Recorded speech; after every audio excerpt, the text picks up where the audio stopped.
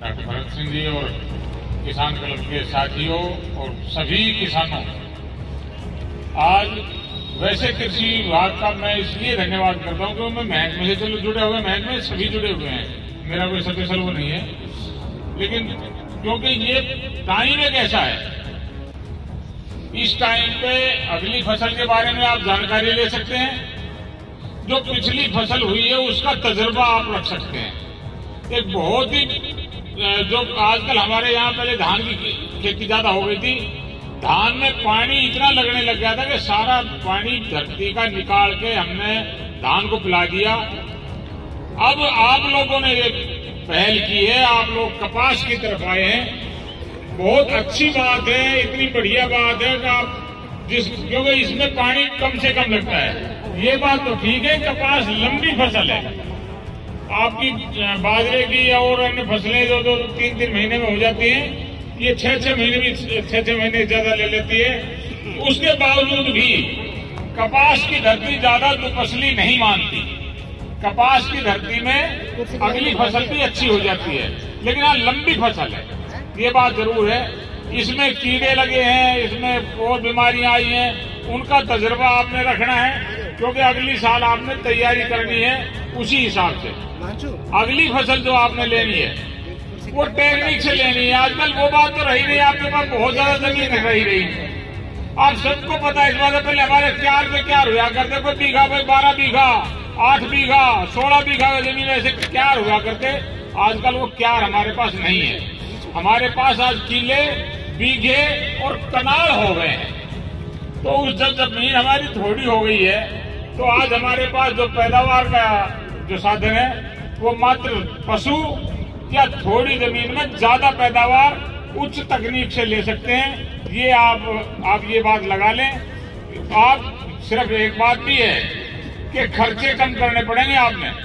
जिस प्रकार से आपको पता है कि प्रधानमंत्री जी ने कह दिया कि आय दुगनी होगी, आय दुगनी आपके उससे नहीं होगी। आपका पहले 1600 रुपए क्विंटल गेहूं बिकता था, वो 3200 बिक गया, वो नहीं 2000 बिकता था, वो आपका 4000 बिक जाएगा। इससे दुगनी होगी, फिर गरीब आदमी क्या खाएगा? आपके खर्चे भी कम होने चाहिए। अब आपके पास ये नैनो यूरिया आ गया है, मेहनत तो करनी पड़ेगी, पीठ पे मशीन में कौन लाते? यूरिया का हमारे एक आदत ऐसी पड़ेगी, वैसे मेरे साथी कुछ किसान ऐसे बैठे हैं, जब हम यूरिया भी नहीं बोया करते, यूरिया भी नहीं फेंका करते, यूरिया फेंकने में कहते थे कलर हो जाए जमीन। लेकिन अब आदत ऐसी होगी जमीन में, हम यूरिया हम फेंकते नहीं, हमारे मजदूर फेंक देते हैं। और उसके साथ साथ अब जो ये नई टेक्निक आई है, ये स्प्रे की आई है। अब हमारी कमर पे आप ये लगा लो किस प्रकार से आपका यूरिया का जो स्प्रे करेंगे, कैसे करेंगे? तो 8-8 7-7 टंकी कम से कम एक किले में चाहिए। तो मेहनत तो हो गई, लेकिन खर्चे भी कम हो गए, पर्यावरण भी ठीक रहेगा, आपका जो नुकसान वो है वो भी कम रहेगा। तो नई टेक्निक के साथ आपने चलना पड़ेगा, और जब नई टेक्निक के साथ चलोगे तो आपके खर्चे कम होंगे और पैदावार ज्यादा होगी। पैदावार ज्यादा होगी तो आपकी आमदनी दुगनी होगी। अभी ये ना सोचो कि हमारी दुगनी हो जाएगी। और भाई नई टेक्निक तो आपने यूज करनी पड़ेगी, ना बिना टेक्निक करोगे। यहाँ हमारा ये इलाका ये हमारा इलाका खारा पानी का इलाका है, ज्यादा खारी पानी इसमें ज्यादा इलाका है, और एक फसल हुआ करती। अब की बात, अब तो ये कुछ सालों से ये कुछ हमारे माजरी साइड में, कुछ हमारे यहाँ इनमें जो कुछ कपास आई है, कुछ पहले धान हुआ करता, महचाने में भी तो पहले धान हुआ करता, लेकिन अब ये कपास की फसल आई है, कुछ हमारे यहाँ बाजरे बोने लगे हैं। पहले हमारे यह इलाका बिल्कुल एक फसला इलाका था, जहाँ पे हम खड़े हैं, ये हमारा एक फसल का इलाका था। एक फसल में जो हो जाता वो ठीक है, और ये भी था कि आल के बूगे तो ठीक है, और पड़े करके बो दिया तो खारा कड़वा पानी का आधा बीज 2-2 मन कट्टे 2-2 मन किला का बीज हमने डाला हुआ है, और जमवार हुए थी जाके बड़ी मुश्किल से 1 मन के हिसाब से। तो हमारे बीज को भी खारा पानी रख लिया करता। आज इस मौसम में आपने ये सेमिनार रखा, इस मौसम में आप यहाँ सारे के सारे हमारे इलाके किसान आपने इकट्ठे किए, आप सबका बहुत बहुत धन्यवाद।